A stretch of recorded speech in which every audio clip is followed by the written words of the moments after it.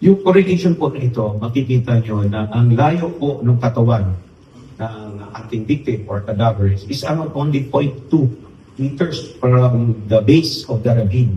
So kung tinulak ito, chances are, lalayo pa siya doon. So makikita nyo dito na ang kamay niya, yung palm ng kamay niya, ay may gasgas din po. No? Pati yung likod, may gasgas din po. So ang laki po ng probabilidad na nagpadaos-dos po talaga siya.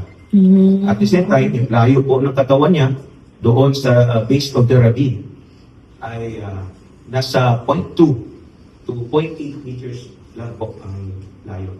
So it correlates at it confirms yung possibility at yung napakataas na probability na ganoon po ang nangyari. Okay po. Sir, doon naman sa toxicology report, meron pa tayong isang hinihintay na specimen. Dito po ba malalaman natin kung nakatake siya ng alcohol? Kasi may isa pong mental health expert sinabi na pag uminom ka ng antidepressant, tapos sinamahan mo ng ibang mga factors like yung alcohol, talagang pwedeng may grogginess or dizziness na ma-experience yung patient. So doon po ba natin malalaman kung may iba pang in-intake siya aside from the medicine?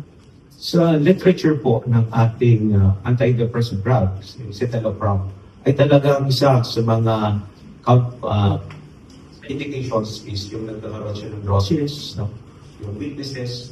So aside from not drinking alcohol, ay meron din talagang ganong klaseng side effects.